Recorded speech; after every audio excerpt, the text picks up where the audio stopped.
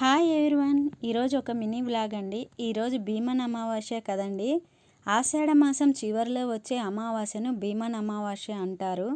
దీనిని శ్రావణ అమావాస్య అని కూడా అంటారు. కర్ణాటక వాళ్ళు ఈ అమావాస్యను ఒక పండుగలా చేసుకుంటారు. మేము బెంగళూరులో చాలా ఏళ్ళుగా ఉండటం వల్ల మేము కూడా ఈ ఆచారాన్ని పాటిస్తామండి.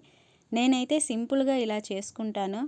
ముందుగా దేవునికి పూజ చేసుకొని మా వారికి ఇలా పాద పూజ చేసుకున్నాను.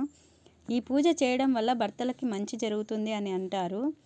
మనకి మన వాళ్ళకి మంచి జరుగుతుంది అనుకుంటే అది ఏ రాష్ట్ర ఆచారమైనా పాటించడంలో తప్పులేదు కదండి. కొందరు ఈ పూజను వాళ్ళకు అనుకూలంగా ఉదయము లేదా సాయంకాలం చేసుకుంటారు. ఈసారి సాయంకాలం కల్లా అమావాస్య వెళ్ళిపోతుందని నేను ఉదయమే చేసుకున్నాను. మన తెలుగు రాష్ట్రాలలో పద్ధతి ఉందో లేదో నాకు తెలియదండి. ఒకవేళ మనకు ఈ ఆచారం ఉంటే కామెంట్ సెక్షన్లో తెలియజేయండి. Thanks for watching. Please subscribe.